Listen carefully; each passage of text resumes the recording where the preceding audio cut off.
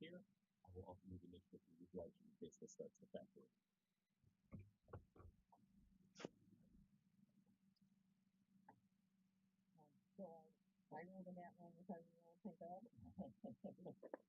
Om 50 meter, ta første avkjøring i rundkjøringen. 18.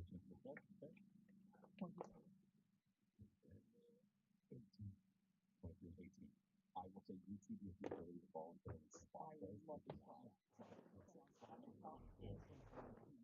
Don't worry.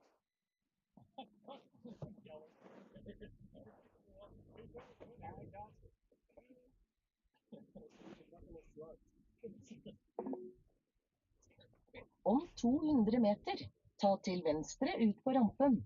Ta til venstre. Deretter, ta til høyre. Ta til høyre. Not binary people is very appealing like that. All right, we got 21 for a demonette, which makes sense. They're very speedy. We also have a demonette. 3. Can you roll me an initiative just to know when your spells are hitting us? 19 initiative. Make it a total of 21. 21. Okay, I'm going to say that you go ahead. I think I did roll with advantage, right? Okay. Just double check. Oh, thank you. Because no, the first one was dog. I would have been dead. All right, Solomon, you are the first actor at 60 feet from you. For the purposes of spells and channel divinity, have we not counted as a long rest? Correct. You're not completed your long rest. Spells. But if she counts as a short rest? I would count it as a short rest. No hit dice. You're already healed up fully, but you have that. No, yeah, I just get an extra channel. Short rest. Solomon just sprint, dead sprint, head down, demon closest thing, sort of underpants, flapping. What do these underpants look like now that you describe those underpants and then say they flap in the wind? Oh, I just need to know like for my spitting boxes. If it was obviously like it's not silly, they don't have hearts on them, but they're just like a loose fitting, like utilitarian charm, like not charm, like just like they're not like well made. They're just standard. Fabulous. Yeah. So simple underwear with a massive weapon of the Emperor, your faith shining off of you. Morgan, you're seeing just physical perfection between his fearless athleticism and his stoic nature and how strict he is about everything.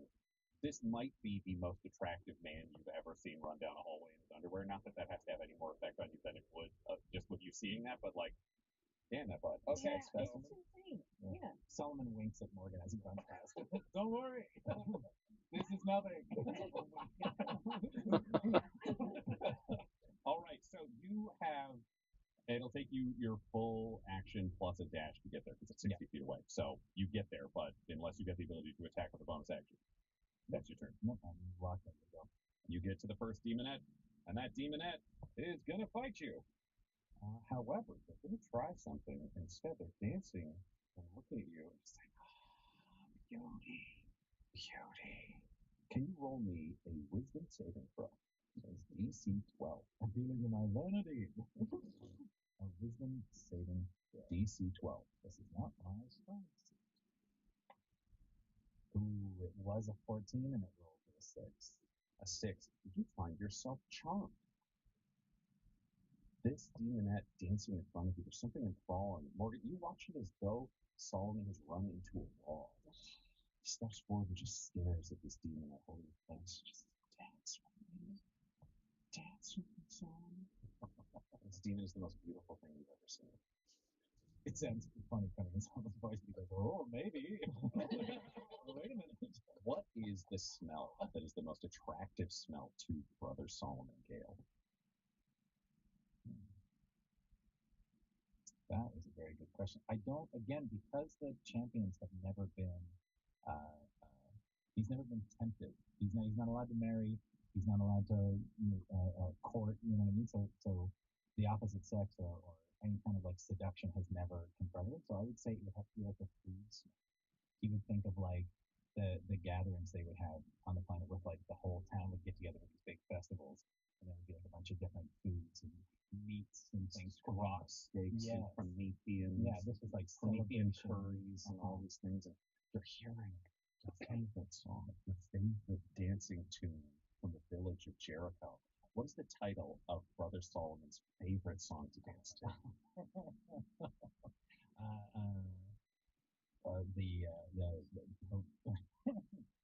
The Emperor's Light.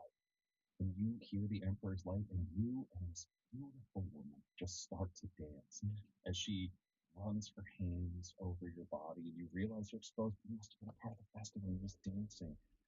Morgan, from the outside, you see Brother Solomon start moving, dancing with this demonette. Its claws are slowly moving over his skin. It's purely superficial damage, but just cut these subtle lines in him. Just as they move, as he's there. And he just looks so happy doing it. So happy as the musk of this demonette pours around him. Damien.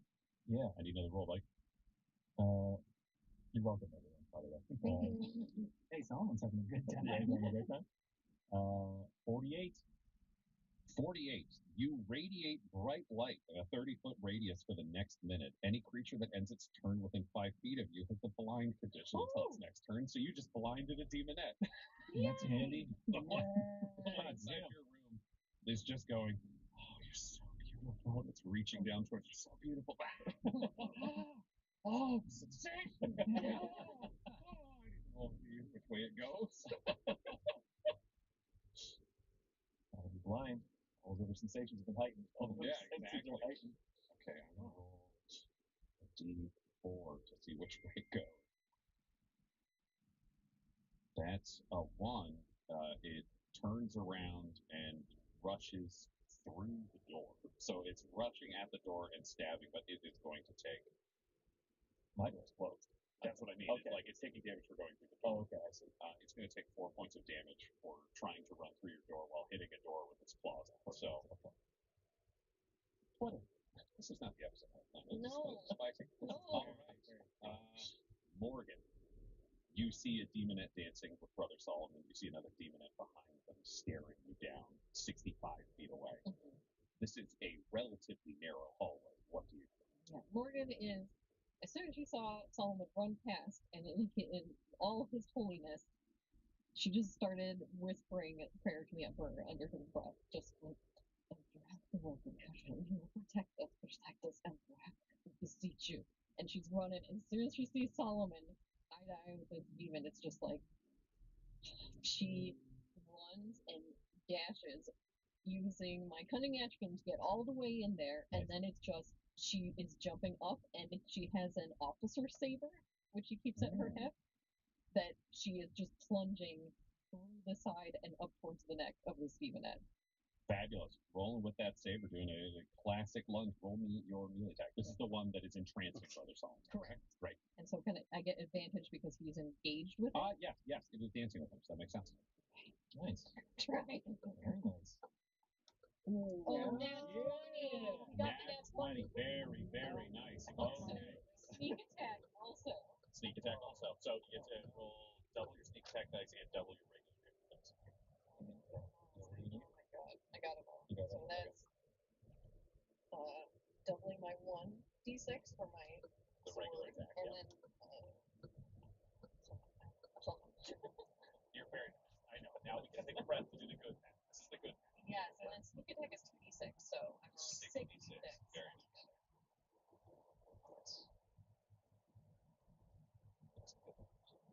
So that's 6, 6, 6, 1. So that's 19 damage plus 4. 23 damage. Hell to a yeah. demon. Holy shit. Breaker on your knee, like Bane. Yeah. Yeah, and Morgan, as she's doing that, is still praying, and it's like she is slashing up through the demoness, but is looking over her shoulder at Brother Solomon. And Morgan looks crazy. She just woke up in the middle of the night. She was having nightmares and sweating. Her hair is just covering her face, long, hanging in front of her. She's just in a black nightie. So she just looks like this dark, almost ring girl style coming out of there. But she's praying, and she. Bond Girl meets the ring. Yeah. Charging for the saber. Someone gave the ring girl a sword. And it's a two-handed saber strike with a massive upswing. It's sort of one of an uppercut with a target who is in no way prepared, fully paying attention to Brother Solomon. until you see the demonette look at you at the last minute and not flinch anyways, and your saber carves just a grotesque furrow through this demon's body. You just hear as blood sprays ichor, the viscera of the warp spray around you. You do significant damage. The demonette it's got a little bit of a floppiness to half of its upper body now, but it does not have any organs and is still engaged in this combat. You have struck a mighty blow. The camera pans down the hallway to a man attacking himself instead of his dog.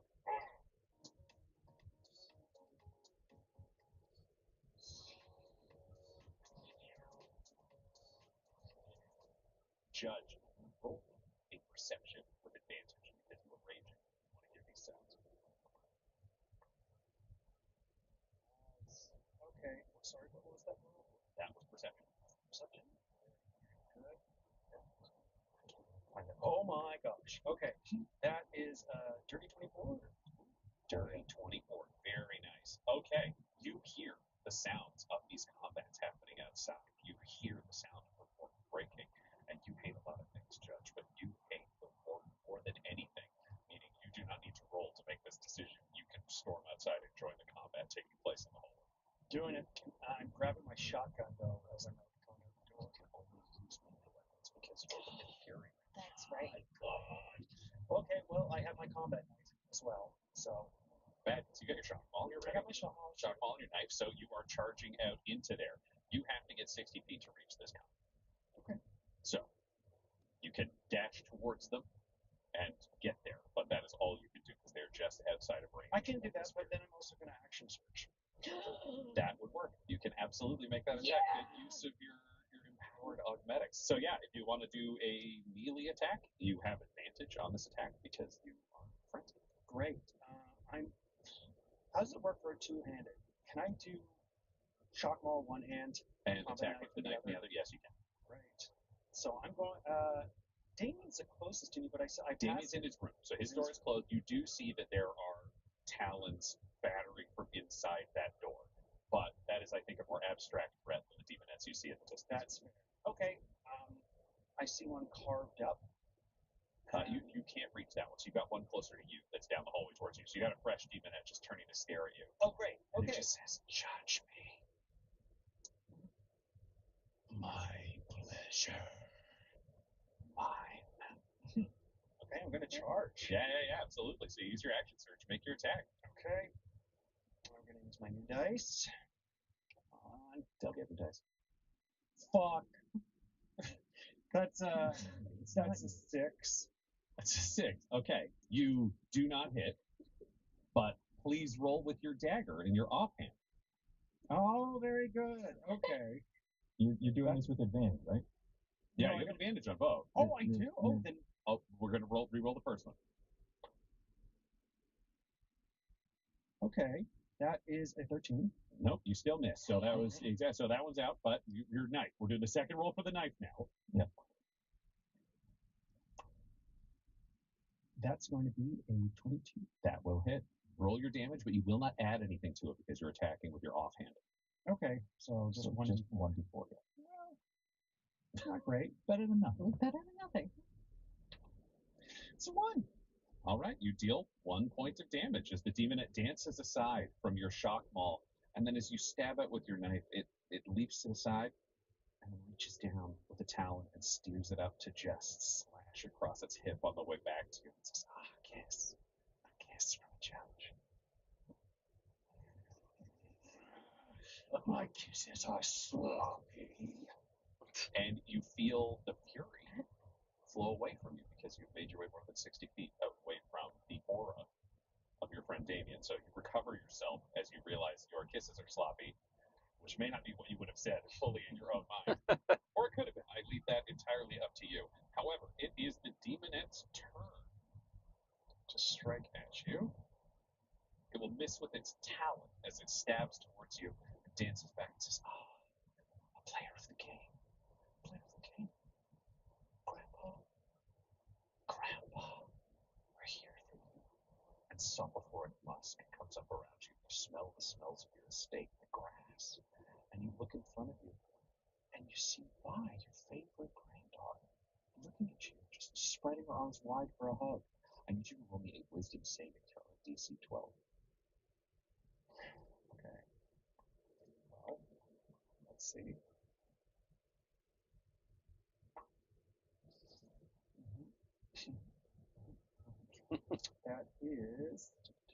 That is a 21. Oh. And the image of your granddaughter before you shatters as you yell something for the Lex Imperialis that breaks through this warp projection. What do you yell? What law do you yell, no matter how obscure, to help you find yourself in reality? The damned should be damned. Which I believe you would say to your granddaughter, so this checks out. And you find yourself back in reality, having escaped and resisted the demonette's illusion. Which means, we come back to the top. Solomon, you are dancing with the demon. Just feeling good. Just fine. Cheeseburger in paradise. Let me check one thing on the rules of this condition. I do think canonically. When he's allowed to save. Yeah. I want to know. Canonically, Solomon is a Jimmy Buffett fan. Okay. I'll make sure that on his planet there was a man named James Buffett. So I'm sorry. Does Emperor's Light just start with like da da da da da da da da da da da da? Do you like the Emperor? Okay. God in the war. You are charmed, which means you cannot attack this demon. They have advantage on you socially, so you tend to believe what they'll say. You see them as a member of your village. You see this festival. You're still within this fantasy, only you're seeing the judge fighting somebody else from the village next to you. It's not entirely clear what's going on, but he's yelling that the damned shall be damned. And Morgan has just dashed up and has one of the Promethean dancing canes that she's been swinging around. It's not clear exactly what's going on. What do you do? Does he have any kind of way to sort of like pierce the veil on this? Like the other demonettes, like the judges fighting, look like people. Roll from... me a perception to get your general, because I'm playing a little cowbell because the warp is a little weirder here than it would normally be with a strict like charmed spell. Perception. I want to see how much you can see through the veil of the other things around you. That is a natural one.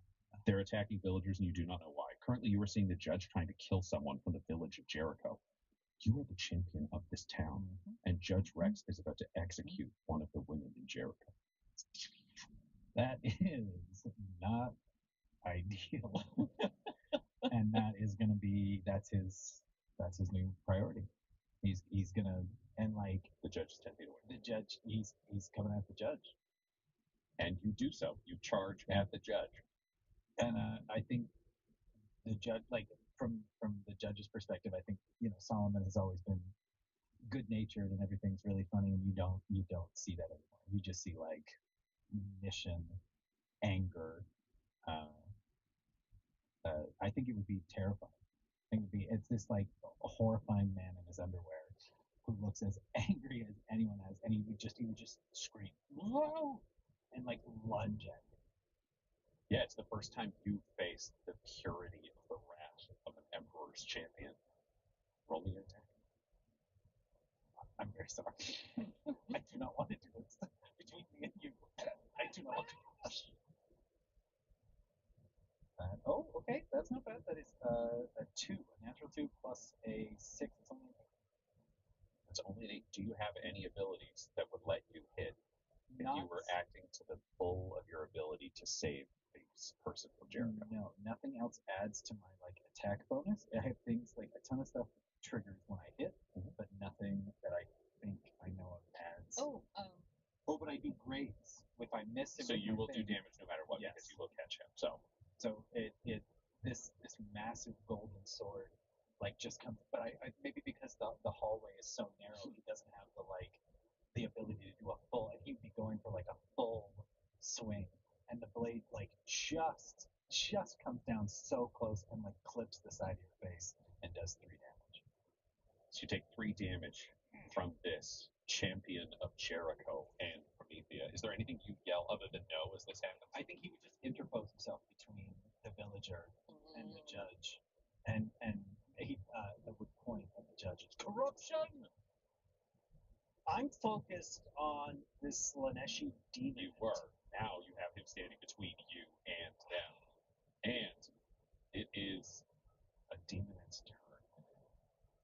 facing off of you, Morgan, is going to lunge at you with its talons whirling, attempting to attack you. It will miss with the first one, and then this soporific mist pours out from it and seeps into your ears and eyes, and you find yourself looking at Inquisitor Valentine Oh, God. staring at you, saying, "What are you doing? Morgan, this is wrong. You should set down that weapon and pray." That's what I would suggest. Roll me a DC 12 Wisdom saving throw. Okay. Oh. 18. 18. You manage to resist. What about this vision gives away that it's not reality? I think it's exactly the second line. Okay. It's exactly the second line that Morgan should do this and pray. And then he's like, that's what I would do. And she's like, no, it isn't. And the vision shatters around you, and you find yourself facing off against a demonette as the warp bubbles around all of you and flashes again. We'll find out what happens next. This is going to be 2 episodes. Next episode. Yeah. I'm so sorry. No. Oh, no. This episode of Agents of the Inquisition features the voices of players Del Borvik, Guy Bradford, Josh Halbert, and Tyler Hewitt, alongside our Dungeon Master Ryan LeBlanc.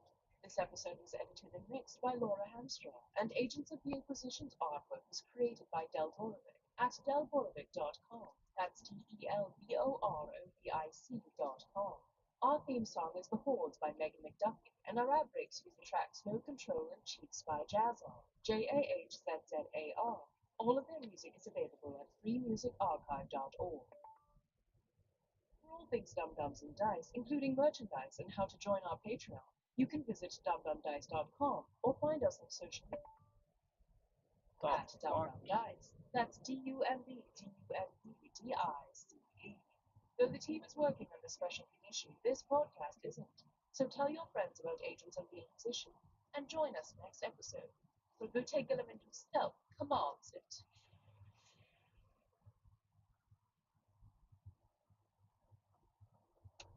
Dum Dums and Dice has to give a special thank you to the supreme beings of our Patreon at this time: George Colby, Gavin and Abby McDonald, Grandma Likes D&D, Stabby Stranger, Alarain Okapi, Madre Negados, Nithria, Garbo A, Sam Schaefer, Walk. Do you want me to? Yeah. Okay. Exit. Okay. Sorry, right now I'm going to think about this because things are way different than they were a few episodes ago. You short. Yeah. This champion, those legs are in no way as toned as his. It will be much less effective. If my anti-grappers figure it out, me. Good sick. I'm hearing Belton go. Jaws, rents taking place. Damien, now, as a psyker.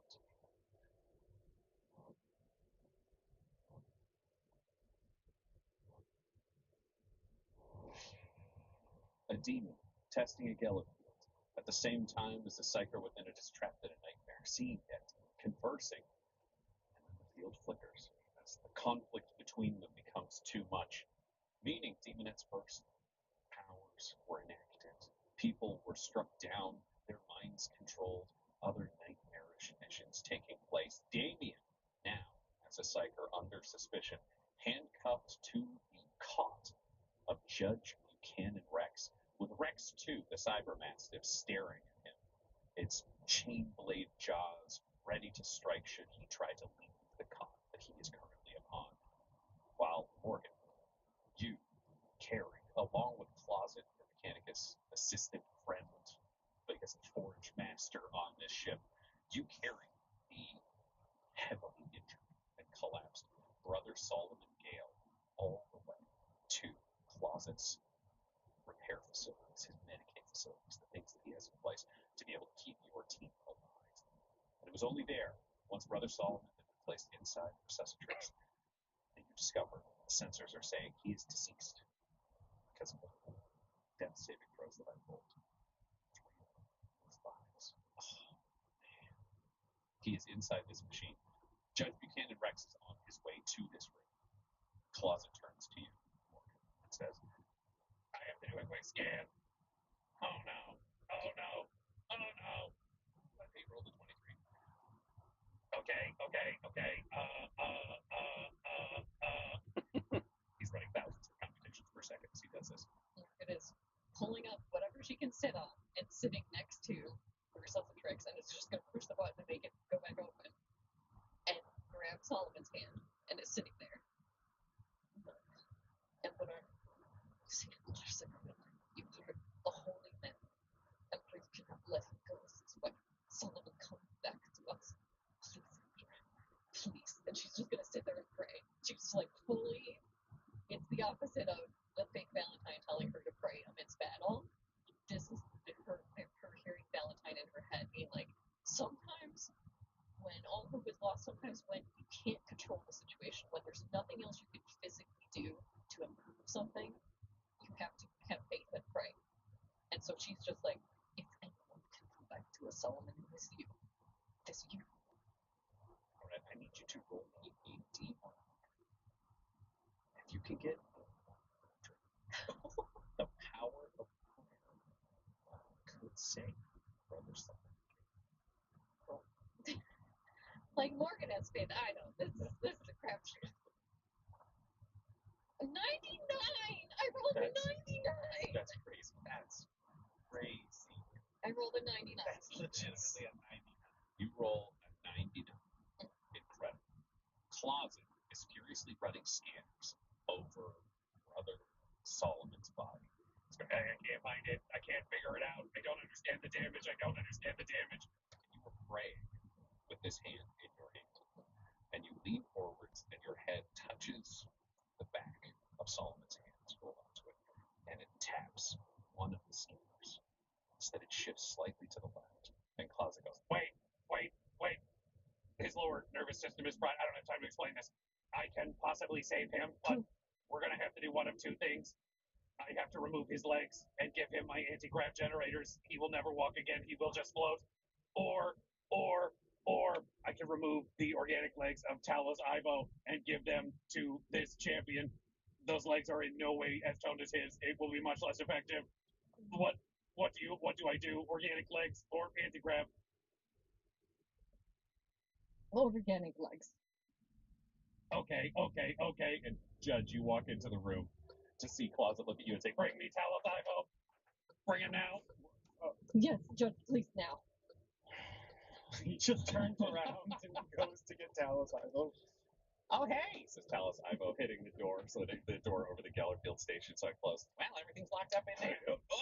And then I just drag him. Oh, it's empty. You see what's next to the other guy? I bring him before Closet. Fabulous. Talos is in the room. All right, I need him unconscious so I can remove his legs. Hey, I don't know what's happening, but we cannot do this. What do we do? Look at this hand. No. And then with the other one, I think as the judge is like, look at this hand and about to smash him, she's like, we need him on a piece, so Morgan will come up from behind and choke him out. Can you roll me? Roll me. I'm gonna say I will accept an acrobatics from you because it's your ability to spider monkey him more than anything else. Yep. I'll give you advantage because the judge is helping and he's not equipped for this. Right. I just don't want him smashed to bits, so. It's a 19 plus 6, so that's a 25. He's out like a light. Closet spins forward, and he reaches over to you, Brother Solomon. You're unconscious when it's happening, and he just starts plugging various electrical systems in that start jolting Solomon's body every 10 seconds. He says, you're going to want to leave. This will be unsettling for people who are not altered. Tell me before you're done. I want to be here when he wakes up. Okay. Interrogator, we need your services now. There's a saw that's starting to lower down from one of its mechadendrites. Yes. She'll grab the judge by the crook of his arm, pull him outside, and like close the door to let Closet do his thing. And inside, you hear the sound of a saw cutting through flesh and hitting bone. No. And you're able to walk away from this medical transformation that Solomon may be undergoing. We'll see how successful it is. But you are walking with Judge Buchanan Rex down the hallways of the Lucky Strike. I'll guide you. Thank you very much. She looks completely ridiculous now because he's in full armor. She's still in her nightgown. She's good, and she's just got the sword strapped to her hip. That's it, in a nightgown, and will walk with the judge where he's going. I stop. And I don't look back. I just say, do you need a minute? Morgan nods. Yes, thank you. She's gonna try to just compose herself because it was just like Morgan and religion has been a very strange thing in her life. She's been very cut off from it for most of her life and only relearned. Well, guys, I will stop the stream here. I will see you later for some gaming. So yeah, have a nice day. See you later tonight.